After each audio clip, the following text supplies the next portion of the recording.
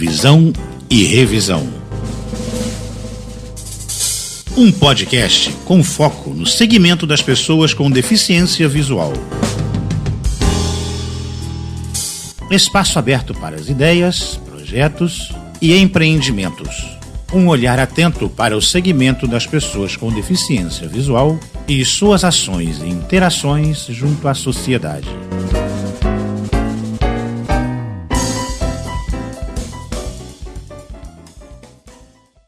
Oi, pessoal, bom dia, tudo bem? Atendendo aqui o pedido do Denito, estou aqui para falar sobre a 5ª Conferência Nacional dos Direitos da Pessoa com Deficiência. Denito, você me desculpa, eu consegui ver só agora a mensagem. De fato, bem cansado, eu fiquei até quarta-feira lá e na quinta e na sexta passei por São Paulo, então eu cheguei fim de semana. O que eu quero dizer para vocês? Eu quero dizer que a 5ª Conferência Nacional dos Direitos da Pessoa com Deficiência foi muito importante. As conferências precisam acontecer. A Conferência Nacional, ela é um resultado das conferências municipais, regionais e estaduais. Então, assim, as propostas vão sendo afuniladas, as pessoas vão sendo votadas, e aí existe uma paridade entre sociedade civil e poder público. Então, os delegados que estavam ali eram metade da sociedade civil e metade do poder público. Eu fui para a delegação do Estado de São Paulo, a maior delegação que estava lá é a delegação do Estado de São Paulo. Eu, como fui delegado do Poder Público, o que eu tive financiado pelo governo federal foi a hospedagem e a alimentação. A passagem de avião de São Paulo até Brasília foi financiada pelo governo estadual, o governo de São Paulo, na pessoa do Tarcísio de Freitas. E a ida até São Paulo pela Prefeitura de Ribeirão Preto, na pessoa do prefeito Duarte Nogueira, tá? Então, eu tive lá em Brasília hospedagem e alimentação. De primeira, tá? De primeira, hospedagem no Ibis Style, um hotel bom, alimentação lá no Centro Internacional de Convenções, maravilhosa. Então, se quem não precisasse gastar, não gastaria nada, porque tudo foi financiado. Delegados da sociedade civil, não, já foi todo pelo governo federal, desde da casa dele até Brasília, as passagens pelo governo federal, e em Brasília também alimentação e hospedagem pelo governo federal. No domingo nós tivemos o credenciamento, depois uma palestra magna, magna é ótimo, uma palestra magna com o Silvio Almeida, ministro dos Direitos Humanos, que escreveu inclusive aquele livro Racismo Estrutural.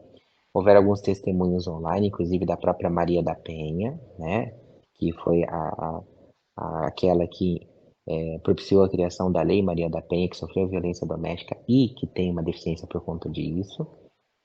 Tá?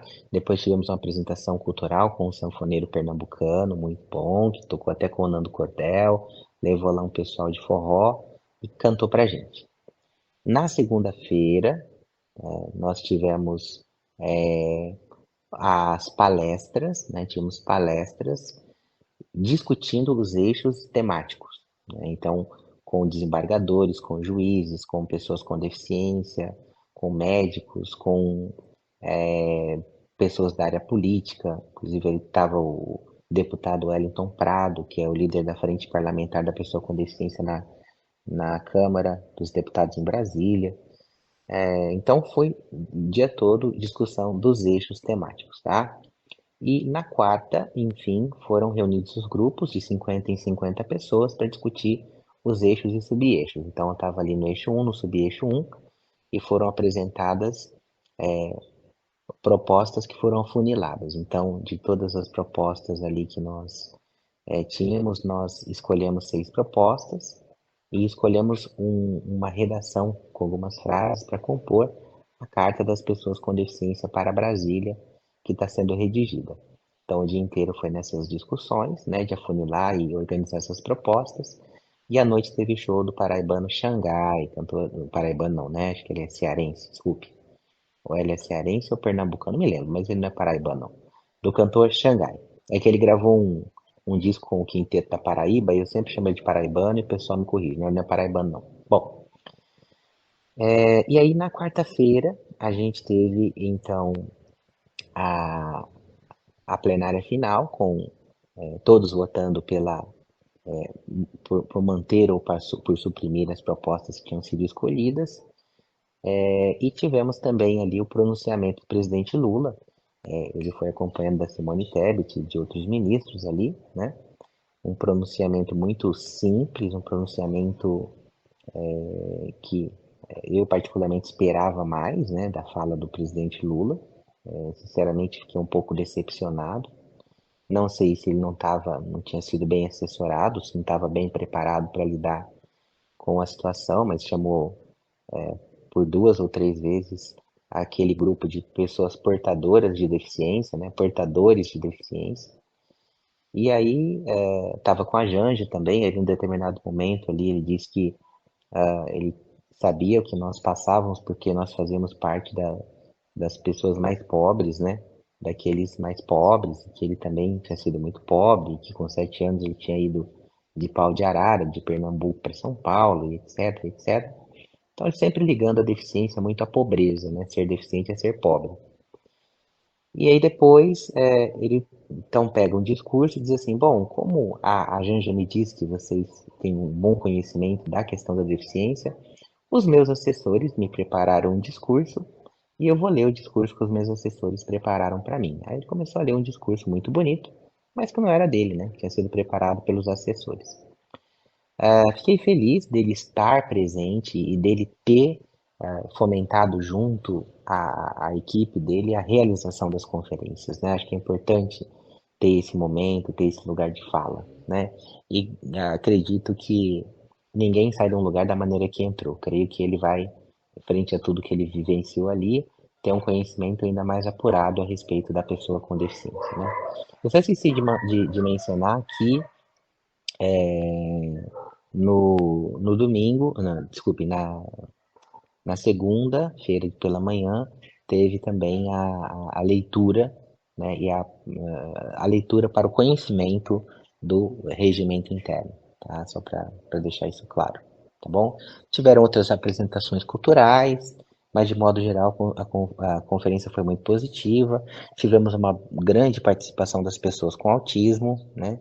Então isso demonstra que os autistas estão buscando um pouco mais essa identidade com a deficiência. Acho que isso é importante também. Sim, Denito, foram por volta de 90 propostas que foram aprovadas de modo geral.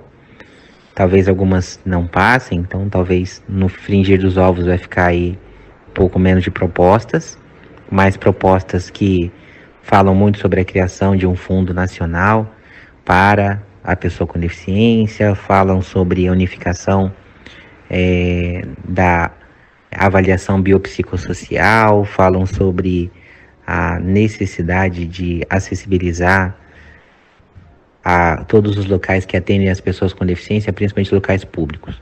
Nesse sentido, alguns documentos foram assinados, tá? Foi assinado esse compromisso da unificação da avaliação biopsicossocial, foi assinado um documento falando sobre acessibilidade nos prédios públicos federais, foi assinado um documento sobre a padronização da carteirinha do autismo, tá? Então tiveram alguns documentos que foram assinados ali junto com o Lula e os ministros. E é isso, tá bom? E vamos nos falando. Grande abraço a vocês. Visão e revisão. Um podcast com foco no segmento das pessoas com deficiência visual. Espaço aberto para as ideias, projetos e empreendimentos. Um olhar atento para o segmento das pessoas com deficiência visual e suas ações e interações junto à sociedade.